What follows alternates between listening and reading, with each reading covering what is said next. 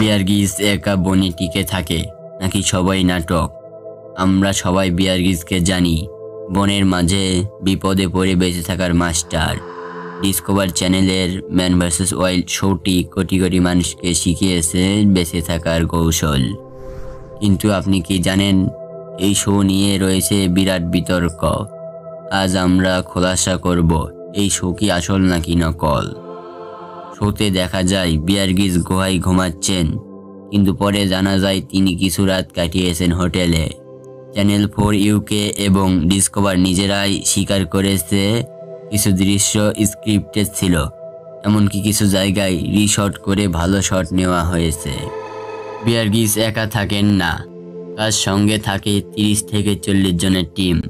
Cameraman, পরিচালক, নিরাপত্তা কর্মী।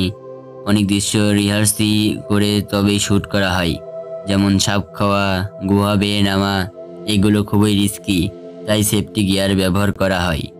এমনকি কিছু জায়গা আগে থেকেই বানানো হয় শুটিংয়ের জন্য। যখন এইসব তথ্য ফাঁস হয়, তখন ডিসকভারি চ্যানেল বাধ্য হয় প্রতিটি এপিসোডের শুরুতে ডিসক্লেইমার যুক্ত করতে। সাম স্ক্রিন আর dramatize for viewer safety and instruction.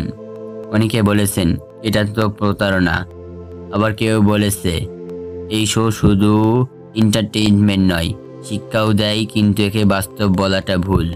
Bear Grylls আসলে একজন প্রফেশনাল, তার সার্ভাইভাল স্কিল সত্য, কিন্তু শোটি 100% বাস্তব নয়, অনেকটাই পরিকল্পিত ও ড্রামাটাইজ।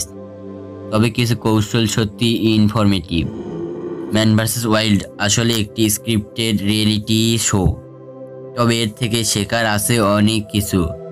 শুধু বুঝে নিতে হবে কোনটা সত্যি আর কোনটা শোবাইজ। আপনার মতামত দিন, এটা আপনি কিভাবে দেখেন?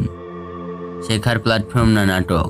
এমন আরও সার্ভাইভালের ভিডিও পেতে আমাদের অজানা আলো চ্যানেলটি সাবস্ক্রাইব করুন এবং লাইক দিন, শেয়ার করুন।